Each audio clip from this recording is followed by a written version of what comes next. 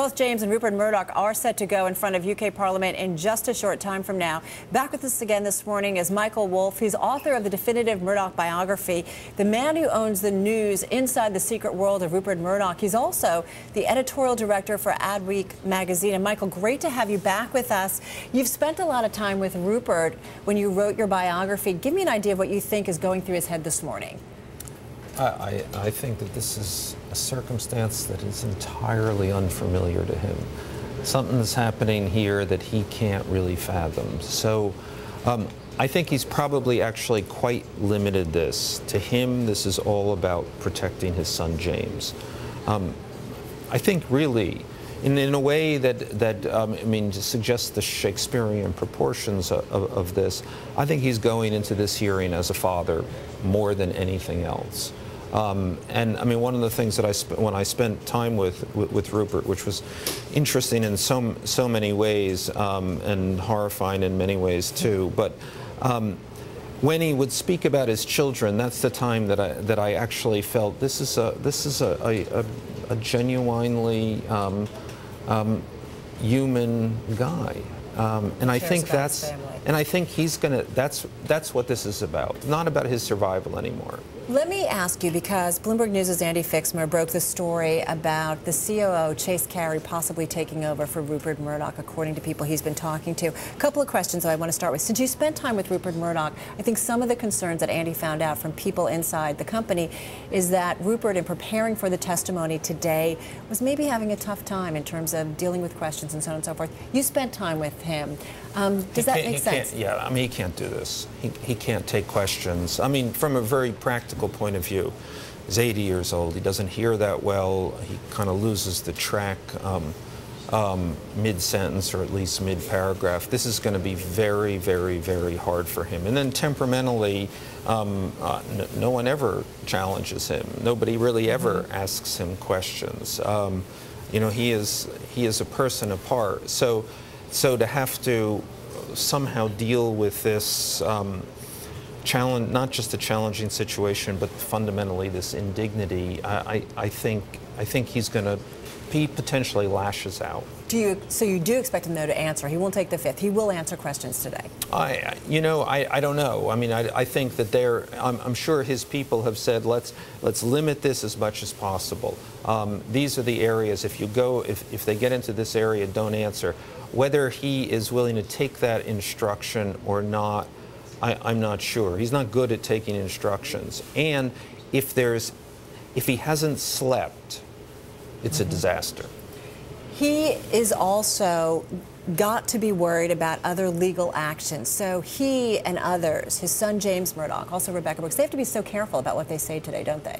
Absolutely. I mean, they're going to, I mean, one of the other things about this is that certainly Rupert and James, not to mention other members of the board, which is partly what's going on here, are looking at literally a lifetime of litigation in front of them. It's staggering. Let's talk about, you said Rupert is so protective of his family. That's the sense you got from him, and that his family is obviously very key to him. Obviously, he wanted James to take over. Now we're hearing that Chase Carey, the COO, potentially could take over as the CEO. What do you think about that, based on what you know about Rupert and the company? Well, I think there's a couple of things, and as I've been thinking about this, and you've been tweeting on this, and as I've just been watching this, the lead up to this, let me go out on a limb here that I think it's quite possible that Rupert will resign. You know, he can make a speech, so I kind of says they're going to make a statement, and I think that they may think, okay, in the statement, you know, we'll let Rupert resign, and that will take the heat off, take the focus off the questions. And, you know, he would step up to chairman, Chase would become the CEO. Now, I will say with absolute certainty, this, if Rupert goes away, he is just pretending to go away. I mean, he still owns, what, almost 40% of the voting shares of those Class B shares. I mean, he's still in control. He is still, yeah, absolutely. So I don't know. So if this will be one of those Murdochian sleight of hands, which he is famous for. He likes to think. I mean, he thinks people are morons, and and he can trick them. So whenever, when he took over Dow Jones, he said, I will, he absolutely swore, it was set in stone that he wouldn't fire the editor, and then he just appointed his guy as the publisher, and he said to me, they're so stupid. Michael, let me go back to something you said in our last segment. You said you do expect Rupert to resign. You expect that to happen today at the hearing? I don't know. I can't expect it because I have I have a lot of inside information, but not on that point. But I think it's very possible. I can't, as I game this out, I can't see any other way for him to. I mean, this seems to be the possible way to at least minimize the questioning, and I think the questions are going to be terrifying to him. He can make a statement, make a speech. He can rehearse that.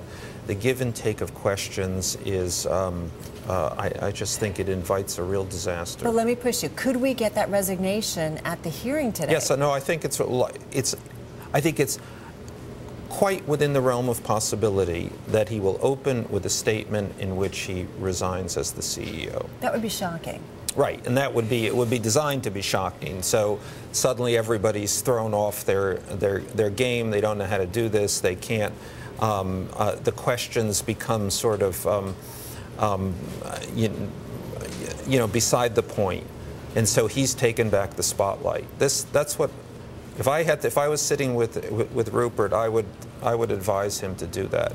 Because remember, if he resigns, and then we will get to another chapter here. It will be that he's just pretending to resign. He's going to kick himself up to be chairman, still holds the control of this company. That would be a Murdochian twist. It would be interesting. Do you think it would completely throw off the members of Parliament that are going to be doing questioning? I do. I mean, it's just, he steals that would be a show stealer. What do you think is going to be potentially, though, the most, once he maybe steals the show, might be the most difficult line of questioning for Rupert Murdoch today? I think anything that involves his son is very difficult for him.